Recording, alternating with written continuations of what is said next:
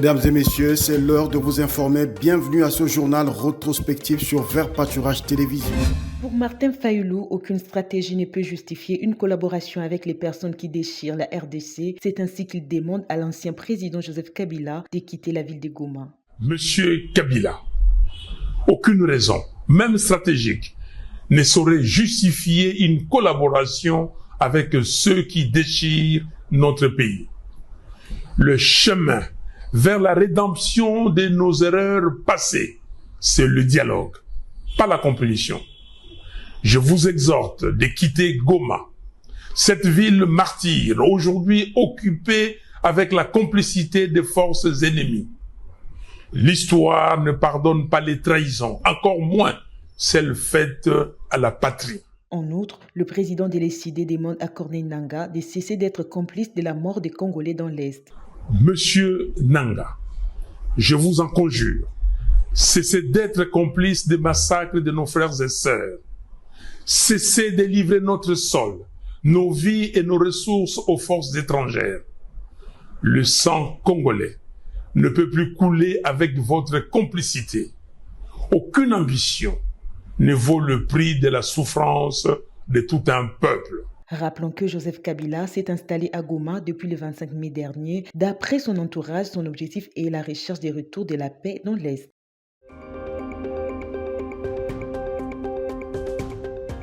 Au Nord Kivu, cette cérémonie de lancement des épreuves hors session de l'examen d'État 2025 a été présidée par les vice-gouverneurs de province au centre situé à l'Institut Mousseke en commune de Rwenzori à Beni. L'autorité provinciale indique que près de 69 000 candidats sont inscrits à ces épreuves sur l'ensemble du Nord Kivu. Cela y compris les zones sous contrôle de la rébellion. Occasion pour les vice-gouverneurs Louis Segon Kawara de remercier l'UNICEF pour son implication dans l'acheminement des items dans tous les coins et recoins de la province. Le vice-gouverneur encourage les finalistes à la concentration et à avoir confiance en eux-mêmes. Cette période cruciale de votre parcours, je tiens à vous adresser mes plus sincères félicitations pour les chemins parcourus jusqu'ici, chers enfants.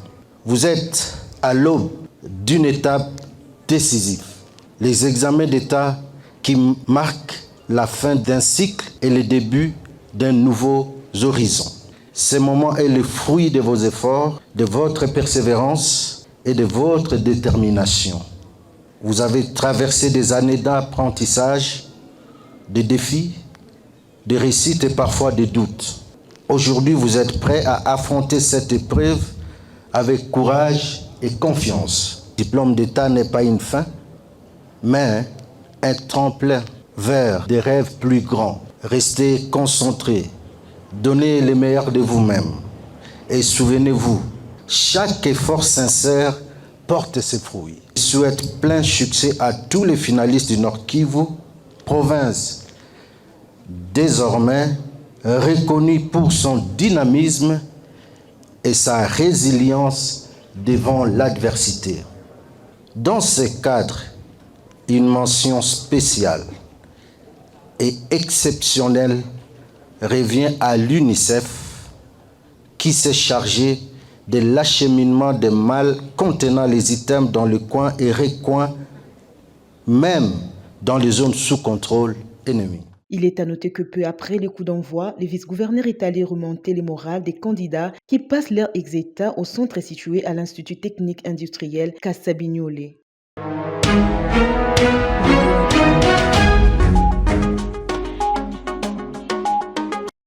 Le ministre de la Communication immédiate a peu du poing sur la table en répondant à la question d'un prétendu détournement où près de 500 millions de dollars américains du projet PDL 145 territoires seraient volatilisés. Ce week-end, j'ai reçu plusieurs fois des vidéos sur un prétendu détournement de projet de développement local de 145 territoires. On vous dit même qu'on a donné 511 millions et qu'on n'a justifié que 9 millions sur 511 millions. Ce qui suppose que 502 millions de dollars se sont volatilisés. Les financements, à l'origine, viennent de nos partenaires. Et donc, toutes les précautions, je dis bien toutes les précautions, sont prises au niveau du gouvernement depuis le jour 1 de ces projets jusqu'à ce jour. Alors, comment accorder la moindre crédibilité à des propos qui sont tenus par quelqu'un qui se présente comme un expert, mais qui n'a pas eu, lui, dans la démarche, l'honnêteté de la contradiction que suppose une telle démarche? Alors, est-ce que vous allez prêter foi à des conclusions qui viennent d'une organisation comme celle-là? Pour Patrick Mouyaya, un détournement est constaté par un organe de la loi et non une structure de l'État qui, elle, alerte. Lorsqu'une structure alerte sur des cas qui requièrent de la vigilance, ce n'est pas de la corruption. Ce n'est pas du détournement parce que le détournement est établi par les organes de la loi, par les parquets. Alors faisons attention pour que nous-mêmes, parce qu'il y a comme une forme de campagne malsaine que je vois depuis plusieurs jours, comme on est dans une guerre informationnelle où on inonde les VENA, on dit on attaque les Baswahili, maintenant on veut inonder les VENA, on dit oh, là-bas c'est la corruption, c'est les détournements. Mais chers amis, ne nous tirons pas sur les pieds. Comment pensez-vous alors que nous avons pu réussir à mobiliser les fonds qui financent les 145 territoires? Comment pensez-vous alors que successivement, nous avons réussi à toutes les revues de FMI Banque mondiale si les critères de bonne gouvernance ne sont pas respectés? Je parle avec un ancien opérateur minier à ma droite. Vous savez les exigences que nous avons dans le cadre notamment de l'initiative de la transparence pour les industries extractives. Nous avons toujours du succès lorsqu'il y a des évaluations qui sont faites dans le cadre de l'application des litiers. Le ministre a relevé le fait qu'il existe toute une chaîne de commandement qui participe au projet et que pareil cas ne pourrait être constaté.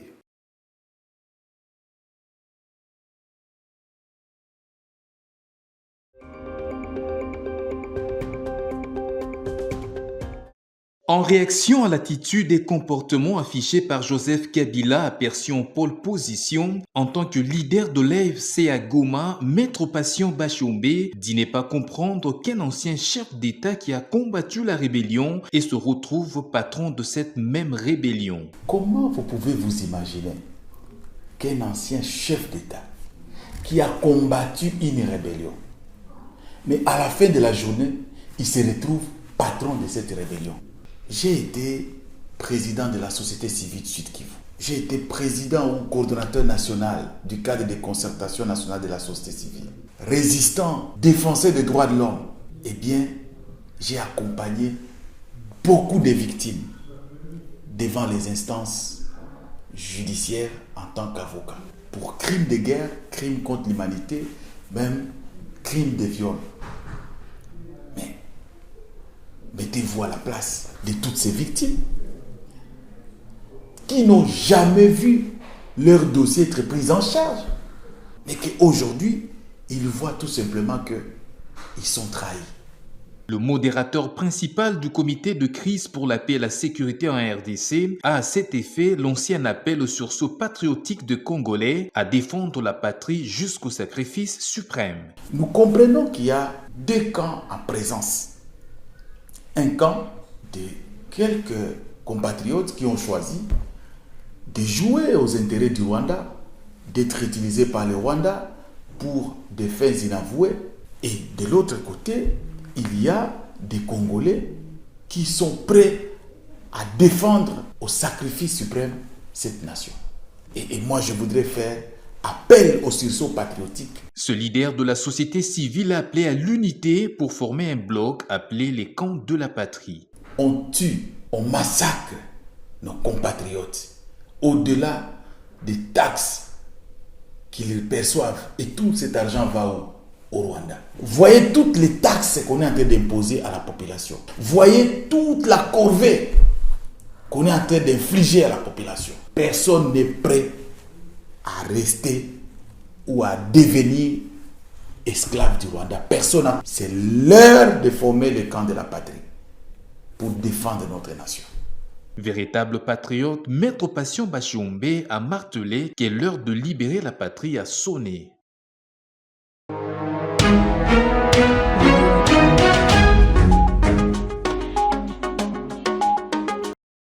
Dans son cabinet de travail au Palais du Peuple, le président du Sénat, Jean-Michel Sama, a conféré avec la délégation de l'OIF. La discussion a porté sur la situation sécuritaire dans l'Est du pays et surtout le chemin à trouver vers la paix. Nous avons eu un échange de très haute tenue, j'aimerais le souligner, sur la situation dans le pays, en particulier à l'Est du Congo. Et nous avons aussi parlé des chemins vers la paix. Quelles sont les voies qui sont en cours, quels sont les processus qui sont en cours et comment ceux-ci peuvent aboutir à une solution de paix qui permette le développement, la prospérité de tout le pays bien sûr, mais aussi surtout en l'occurrence de l'Est du Congo, qui est une région si riche. C'était pour la francophonie, pour toute la francophonie, pour les chefs d'État et de gouvernement de la francophonie, très important d'envoyer cette mission ici, à Kinshasa, au Congo RDC. Cette délégation de l'Organisation internationale de la francophonie a tenu à exprimer sa solidarité au peuple congolais. Le Congo, c'est le plus grand membre de notre organisation. Moi, je suis suisse, viens d'un petit pays et nous tenions à faire entendre la solidarité de l'Organisation de la francophonie, des États membres et des gouvernements au peuple congolais qui souffre beaucoup et depuis longtemps, en particulier dans l'Est du pays.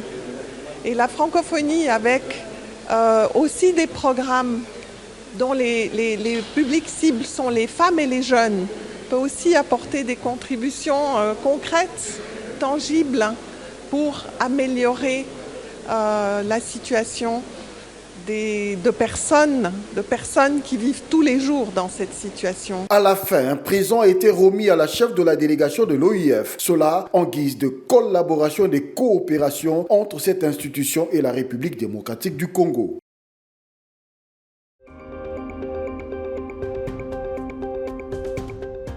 Plus de 30 ans après, la République démocratique du Congo fait son retour comme membre non permanent du Conseil de sécurité des Nations Unies. Nombre de bulletins nuls, 0.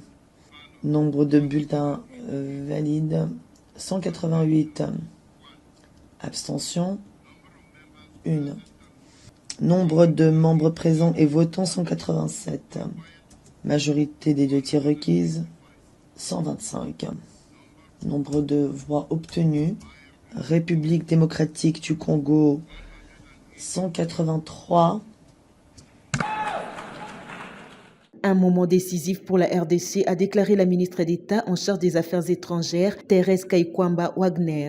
Avec humilité et détermination, nous accueillons la décision de l'Assemblée générale des Nations unies d'élire notre pays en tant que membre non permanent du Conseil de sécurité pour la période 2026 à 2027.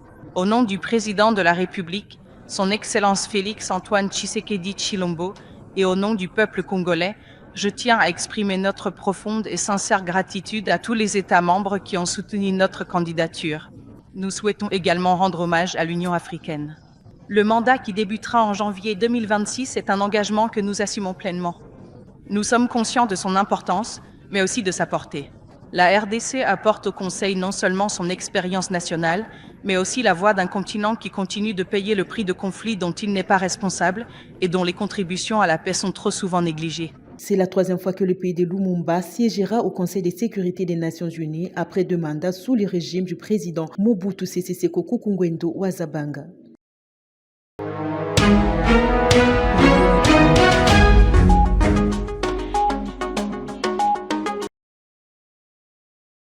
C'est un document qui respecte les normes internationales. Le nouveau passeport biométrique lancé ce jeudi 3 juin permettra donc de lutter efficacement contre la fraude et va fluidifier la procédure pour le déplacement. Revu à $75 américains, le gouvernement a voulu faciliter l'accès à toutes les couches sociales. Ce nouveau passeport contient une puce RFID, son contact, une page de données en polycarbonate. Il comporte maintenant 38 pages pour le passeport ordinaire et son papier est infalsifiable. Après le tour du site, le chef de l'État a reçu le tout premier exemplaire.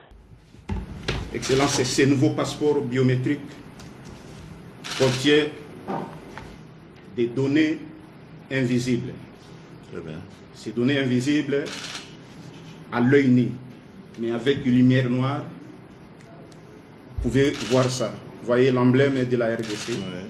Et il y a le filigrane qui est ici, qui n'est pas visible à l'œil nu. C'est ça. Mais avec cette lumière noire, vous voyez, il y a le filigrane. Qui se voit. Voilà. Et ce passeport est accompagné par Emmanuel. Ok. Et voilà, Excellence, au nom de son Excellence, Madame la ministre d'État, ministre des Affaires étrangères, je vous remets ces nouveaux passeports biométriques. Merci beaucoup, monsieur. Merci. Notez que cette initiative s'inscrit dans le cadre de la réforme de l'administration publique et la modernisation de ses services. Merci beaucoup, monsieur, et bon travail. Merci beaucoup, Excellence, c'est plaisir de la République. Très bien. Merci beaucoup.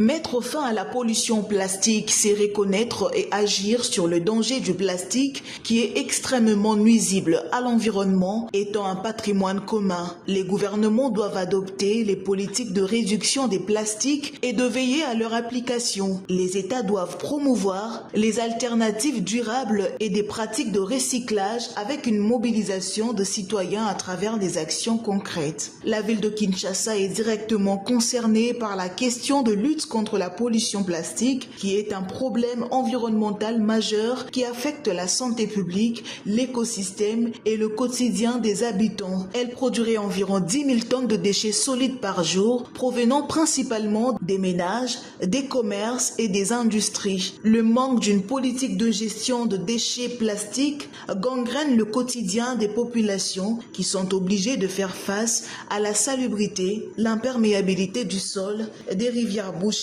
qui favorisent des inondations allant jusqu'à causer des pertes en vies humaines. Il est plus que urgent pour les autorités compétentes d'agir via des politiques de recyclage et de mobilisation citoyenne pour sortir de ce danger à court et à long terme qui est la pollution plastique.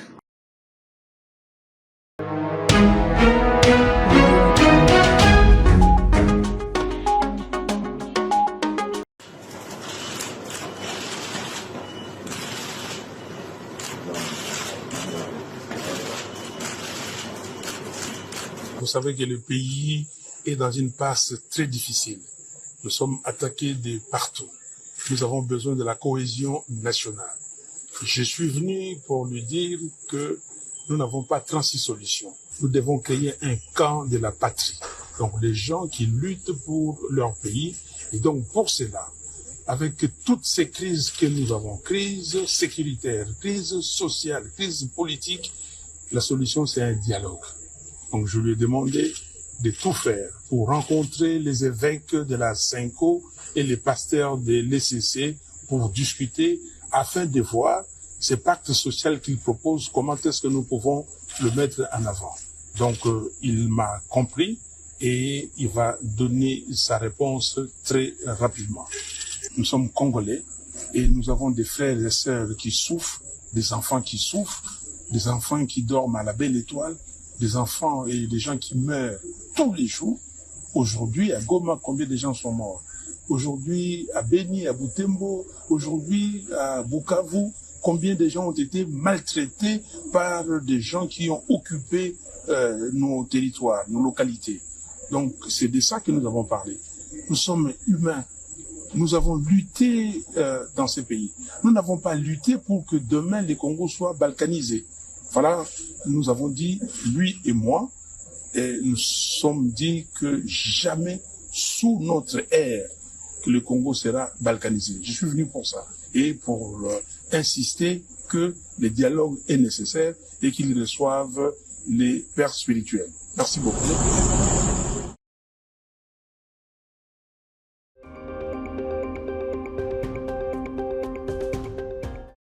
C'est dans la salle de la MONUSCO à la concession UTEX Africa à Kinshasa que les réseaux des journalistes pour la promotion des droits des femmes a réuni ses membres dans le but d'apprendre, de comprendre, de défendre et de promouvoir les droits spécifiques des femmes. Dans son mot, la coordonnatrice du RJPF, Magui Mboukou, a salué cette session d'information qui ouvre la voie au renforcement des actions du réseau en faveur des droits des femmes en République démocratique du Congo.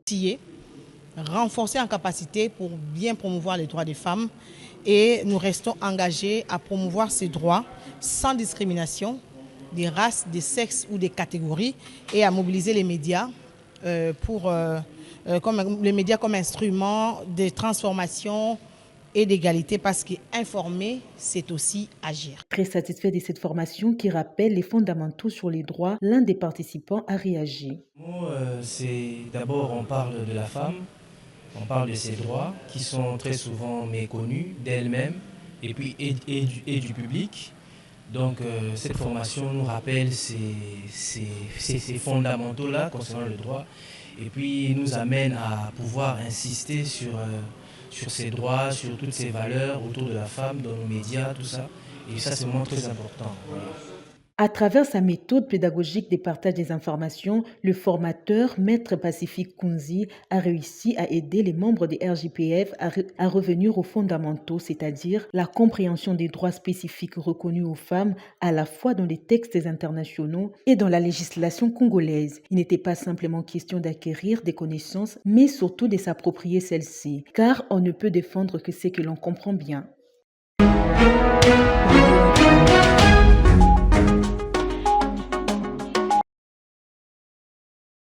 Joli coup de filet réalisé par l'état-major des renseignements militaires au Bichingo Bila. 30 kg 893 grammes de cocaïne, équivalent à plus d'1 million de dollars américains cachés dans les haut-parleurs, des bols en plastique et de sacs d'habits ont été interceptés et saisis. Cette importante quantité en provenance de Brazzaville appartiendrait à une dame répondant au nom de Cécile Assoumani, aujourd'hui aux arrêts. Cette drogue a été détruite le vendredi 6 juin 2025 en présence des hauts magistrats militaires, du conseiller juridique du chef de l'État et de plusieurs officiers de FRDC. Selon Cécile Assoumani, la drogue appartiendrait à son ami, un certain Eddy, sujet nigérien non autrement identifié. Ce dernier lui aurait demandé un service de faire traverser ses bagages sans en connaître le contenu.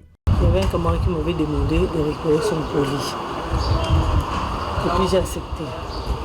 Après on m'a appelé qu'il y a un colis, est-ce que tu peux récupérer? J'ai dit oui. J'ai un ami qui m'avait demandé de récupérer le colis. Je suis arrivé au nom du colis en question. Il y a des histoires de la drogue et tout comme ça. J'ai dit ça ne m'appartient pas aussi. Il n'y a pas de problème, on peut partir. Ils sont venus. Et puis on m'a dit non, je suis coupable parce que pourquoi j'avais accepté de récupérer le colis que je n'ai pas vérifié. Vous venez de quelle destination probablement? Non, je venais de Braza et Kinshasa. On a arrêté le colis à Kinshasa, moi j'étais à Braza. Elle m'avait dit j'ai demandé c'est quel colis? Oh non, ce sont les histoires des enfants, j'ai emballé. Notez que l'intéressé sera transféré devant les instances judiciaires compétentes pour subir la rigueur de la loi. Merci de nous avoir suivis. Prochain rendez-vous avec le journal rétrospectif le dimanche prochain. Au revoir.